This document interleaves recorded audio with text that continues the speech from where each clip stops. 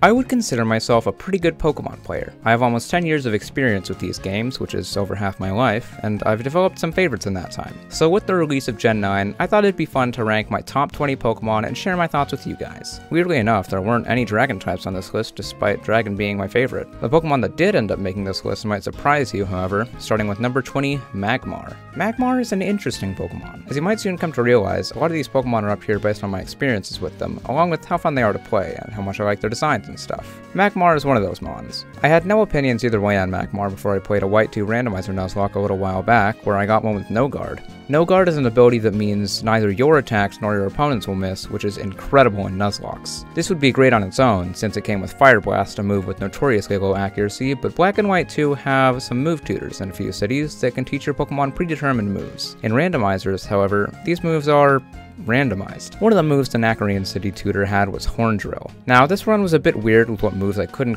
teach my Pokemon because I hadn't turned on full compatibility for anything except HMs. So I went up to the move tutor hoping for the best and walked away with a No Guard Magmar that knew Horn Drill, a 30% accurate move that, if it hit, always knocked out enemy Pokemon. Except if it was a Ghost type or higher level, which wouldn't be a problem in most cases since I always got up to the level cap before any major fights. I got this in the post game where I always do a few challenges and tough fights in my Black and White 2 Nuzlocks, but it managed to hold its own against some pretty tough battles like Cynthia's team and the Game Freak devs. Now let's move on to another fire type that's pretty far away from this one in terms of debut generation, because we have Ceruledge at number 19. Ceruledge is cool. That's most of what I like about it.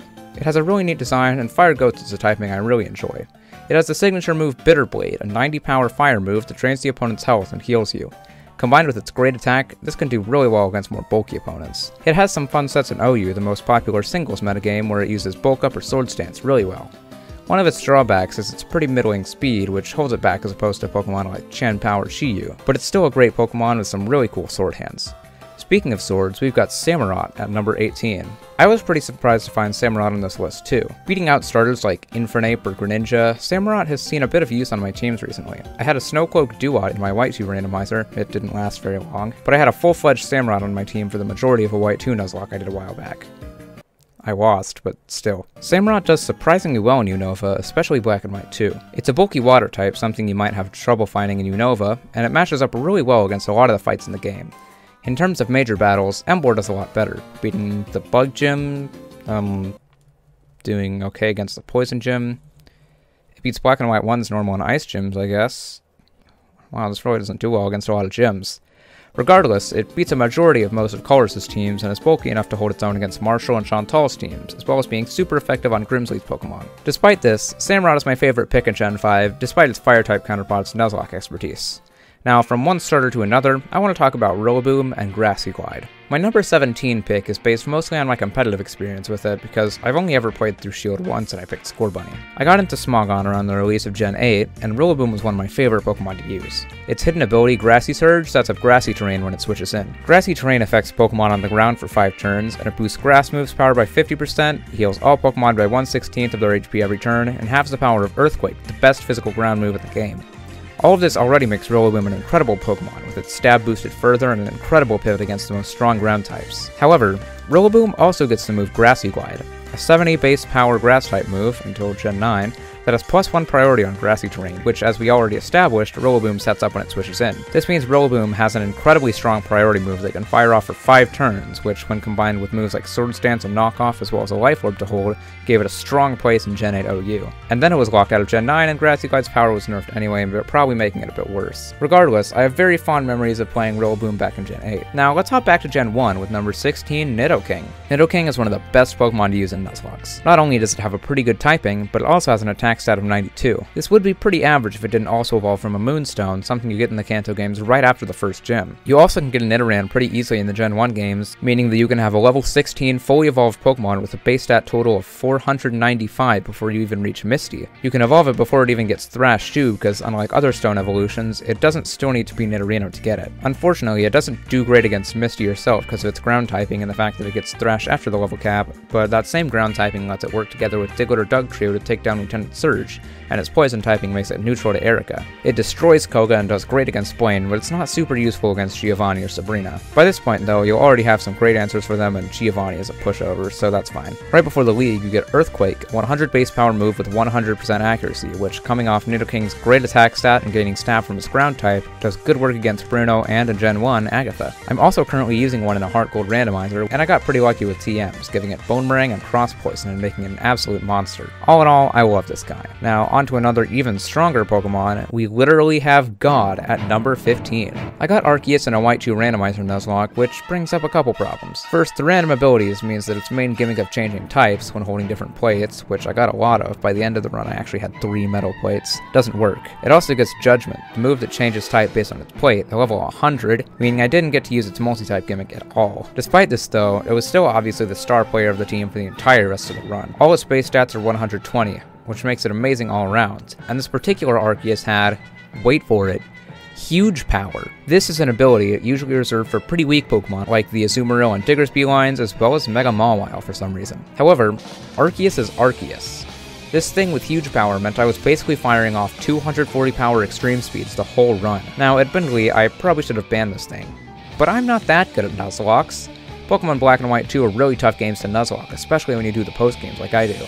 I always allow one Pokemon from the Uber tier, the tier where some of the most powerful mons in the game are in competitive so OU players don't have to deal with them, on my team at a time, which makes randomizers pretty interesting to say the least. I mean, hey, if I manage to catch this absolute pocket monster, I should get to use it, right? Anyway, number 14 is a pretty new but popular pick. Tinkerton is a Fairy Steel type, already coming out strong for the best typing in the game. Along with a base stat total of over 500 and a ridiculously overpowered move in Gigaton Hammer, a 150 power Steel type move with 100% accuracy and the relatively small drawback that you can't use it the next turn, this thing sounds like it would be an absolute monster. And then you see that its attack stat is 75, the second worst stat, only beaten by its special attack of 70. This doesn't automatically make it horrible though. In fact, while it may be outclassed on the competitive side of things, it's actually a really good mon to pick up when you're playing through Scarlet or Violet. Its typing and move pool make it great against the majority of the game, and it can really help you out in a Nuzlocke. Its gameplay uses aren't all that it has though, because its Pokedex entry says that it literally smacks Corviknight out of the sky with rocks. This adorable little Scrimblow preys on one of the most terrifying stall Pokemon of Gen 8, and then adds its armor to its hammer. There's a reason that Corviknight isn't used as a flying taxi service in Paldea, and this little pink gremlin is that reason. I love this megalomaniacal little creature, and that's why it's on this list. Moving on to number 13, we have yet another legendary Pokemon. This time, I want to talk about the sponsor of today's video, Virizion. Wait, no, this video isn't sponsored, I have like 300 subscribers. If you want to help that number grow and see more great Pokemon content, make sure to hit that subscribe button, because it really helped me out. Anyway, number 13 is actually Virizion, the grass and fighting type legendary Pokemon from Unova. This thing is really cool. First off, just look at it. This has got to be one of the most fruity Pokemon in existence. Just that look, man. Second, being a legendary Pokemon is enough, but the fact that you get it before the 7th gym in Black and White 2 is great. It has an attack and special attack of 90, meaning you can use both its physical fighting moves and its special grass moves right when you get it. If this thing isn't banned in your Nuzlocke, you should totally take it, but watch out for flying types. Next up, number 12 is the only Pokemon on this list that I don't just like because of Pokemon. I don't think I've ever mentioned this, but Jigglypuff is one of my 2 mains in Super Smash Bros. Ultimate, the other being Cloud. She's a really fun character to play because of her floatiness, and I'm able to edgeguard really easily, which is a lot of fun. Puff isn't exactly the best character in Ultimate though, which I recognize. Her down tilt, roll out, and up throw are pretty awful moves, but I like to play her a lot anyway. Most of you will have come here for Pokemon though, so I'll just move on to number 11 now. Comment below if you want to see me talk about Smash some more. Number 11 is another mon I really like because of its competitive use, that being Mousehold. Now this would already probably be up here because of how funny its design is. It's literally 4 mice, what more could you want? However, this Pokemon absolutely destroys a lot of stuff in competitive because of its signature move, Population Bomb. Anyone who's played any format where Mousehold is legal, mostly UU and VGC, will know exactly how this works, but let me explain it for the people in the back. Population Bomb is a 20 power, 90% accurate normal type move that hits, and get this, 10 times. Each hit checks for accuracy, and if one attack misses, that's the end of it. However, you can almost completely bypass this by giving Mousehold a Wide Lens, an item that boosts your move's accuracy by 10% of what they were, making each hit of Population Bomb 99% accurate. Now granted, the move hitting 10 times makes it more likely you get that 1% miss chance, but it's still 1%. Pair that with Stab, same type attack bonus, and even Terra Normal. I personally go with Terra Ghost for defense, but Normal is really good too. And this thing is an absolute monster. I'll take this opportunity to discuss another Pokemon with overwhelming competitive success, that being number 10, Annihilate. This thing is a ghost fighting evolution of Primeape, and it canonically evolves by becoming so angry that it dies. it transcends its mortal shell and gains the insanely busted move Rage Fist. This is a 50 power ghost type move. Nothing too scary, right? Well, whenever Annihil is hit, its power goes up by another 50, and this carries over throughout the entire fight, even if you switched out. Thus, Lefty's Bulk Up Annihil was born. Using leftovers and moves that have Bulk Up, Drain Punch, Rage Fist, and either Taunt to force enemies to attack or rest paired with a Chesto Berry for a quick full heal, this thing is an absolute menace. I had one on my OU team before it was banned, and it makes quick work of a lot of Pokemon. Now let's jump to another fighting type, but let's end the streak of busting competitive Pokemon. Let's chat about number 9, Hariyama. Hariyama has always been a favorite of mine ever since I played through Sapphire.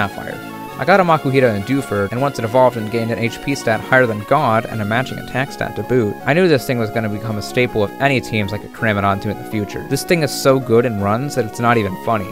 Its insane HP and attack means it can carry in Nuzlocke, and it gets Vital Throw, a 70 power sure hit fighting move at level 13. It's also just such a chunky dude. I've used this thing in so many Gen 3 runs that I had to include it on the list. Definitely my favorite fighting type of all time. Now let's move on to another Pokemon that's really useful in Nuzlocke, this time Magnezone at number 8. This is far and away the best Pokemon to have on your team in Black and White 2. You get it right before the Poison Gym in the Verbank Complex at a 25% chance, tied with either Elekid or Magby for most likely. Being a Steel type in a Nuzlocke is incredibly useful, and both of its abilities are really good for different reasons. Sturdy gives it a built-in focus sash, letting it survive any move that would OHKO it, letting it potentially get off a really important Thunder Wave or Flash Cannon to win you a fight.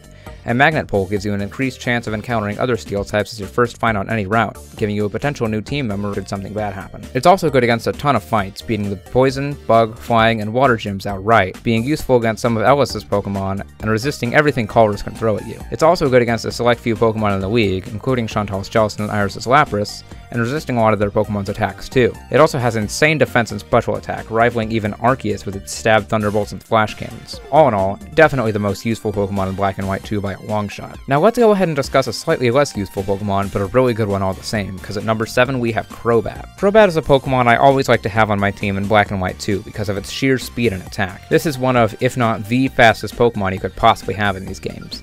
With a great defensive typing, a speed stat of 130, and a Respect 190 attack, this is potentially the second most useful Pokemon in Black and White 2, along with the fact that it gets Fly for utility. But then why did I place it above Magnezone if Magnezone is so much more useful, you might ask? Well, while Magnezone is only easily accessible in Black and White 2 and maybe Platinum, Crobat can be used in all 3 original Hoenn games, Heart Gold and Soul Silver, and the only 3 mainline Sinnoh games that exist, Black and White 2, X and Y, or S, the Gen 7 games, and even the Crown Tundra of Sword and Shield. Zubat is notoriously everywhere in the Pokemon games, and the fact that its final form is so incredibly good turns this thing from a nuisance to a necessity. My only problem with it is that it evolves from Golbat via Friendship evolution, something that's always annoying no matter what challenge you're doing, and maybe that it's a little frail, but its typing makes up for that. Now let's move on to another classic speed demon, my former favorite Pokemon, Jolteon, at number 6. This little guy's novelty is kinda worn off on me by now, and I recognize it's not the best, but I still love it anyway. First off, its pure electric typing means its only weakness is ground, and its speed and special attack more than make up for its less than lackluster physical stats and HP. You do have to be careful with this thing in Nuzlocke, but it's still going to be a huge asset if you manage to find an Eevee. I always evolve it from the Gift Eevee and Celadon when I play Fire Red and Leaf Green, and it never disappoints me. Admittedly, Umbreon or even sometimes Leafeon could be better in Nuzlocke, and I used a Solid Rock Leafeon with Sword Stance in my White 2 randomizer Nuzlocke to great effect, but Jolteon will always stand out to me as the number 1 evolution. But it's not quite number 1 on this list anymore. We still have 4 more Pokemon to talk about before my all-time favorite, meaning we've reached the top 5, and the first Mon in that bunch is none other than probably one of the most controversial picks on my list. Number 5 is Wapony. No, okay, real talk. When I was a kid, I loved Gardevoir. When I grew up, like, I understood, like, the femininity of, like, the cloth and the dress and everything, but I was shocked when I grew up and learned that people gave me weird looks when I said my favorite Pokemon was Gardevoir. But it doesn't stop there for you. We've had this discussion. No, I'm pretty cursed. Yeah, go on and explain what I'm about. Vaporeon became my favorite, and you've seen the Coffee Pasta. Yeah, Jacob, that pretty much describes my predicament here. Go subscribe to Alfred. I legitimately love Wapony as a Pokemon. It's my favorite normal type to use in runs because of its great move pool and abilities, but it has cute charm and clutch. What do you mean? Hold that thought, because Gen 4 comes along and introduces this adorable little bunny that evolves into this weird supermodel rabbit lady, and you think, who designed this? And then you look at its ability, and it can't use items. This sucked in Gen 4, because sure, you could have gotten Trick, but when were you going to find an Iron Ball or Wagging Tail in the game? Then Gen 5 rolls up and gives it entrainment, and suddenly you can negate both your opponent's ability and their item in one turn. That's kinda crazy. It also gets Baton Pass, which can be really useful if you give it a setup move like Agility and switch into something with Electro Ball. All in all, I love Wapony because it's such a fun Pokemon to use, especially with Q-Charm. Now let's move back to competitive with a Pokemon I think is kind of underrated in OU, because number 4 is Iron Thorns. Pokemon Scarlet and Violet introduced Paradox Pokemon, which are versions of current Pokemon from the past or future. Iron Thorns is Tyranitar from the future, and it lost its Dark typing to become a Rock Electric type. This is huge for a Tyranitar form because it loses its quad weakness to fighting, or it would be if it didn't gain an arguably worse quad weakness to ground, since ground is a much more prevalent attacking type in competitive. However, Gen 9 also introduced a brand new terrestrialization mechanic which allows Iron Thorns to turn those devastating headlong rushes and earthquakes into moves that can't even hit it with the help of Terra Flying. I've swept many teams because of the surprise factor and speed that Dragon Dance Iron Thorns has when it suddenly turns into a completely ground immune Pokemon. This is super unexpected because getting no flying moves, Iron Thorns gains no stab moves from this. It's a Pokemon that can get rid of a lot of teams, and its ability Quark Drive can up its attack even further on switch-in. Admittedly, this is only really useful in singles since most VGC formats have a full team preview in Gen 9, but it's still a lot of fun to use. Now we move on to number 3, where we have a Pokemon that's gotten better and better with each generation. In Gen 2, Azumero kinda sucked. It was a mostly physical attacker, but all its water moves were special. Then Gen 3 came along and gave it 2 great abilities, Thick Fat and Huge Power. Thick Fat made its fire and ice resistances into quad resistances, but the most important one was Huge Power, which doubled its attack stat, making it quite the beast with its physical attacks, but still has something to be desired with its stab. Then Gen 4 brought in the physical special split, and suddenly Azumero was firing off Huge Power, stab boosted Aqua Tails, and Waterfalls. It also learned quite a few HMs, making it great for utility. It was easily accessible right from the start of Black and White 2, and Gen 5 also gave it the hidden ability Sap Sipper, turning its grass weaknesses into an immunity that also boosted its attack further. Then Gen 6 rolled around and it gained the best type in the game to go along with its great defensive water typing.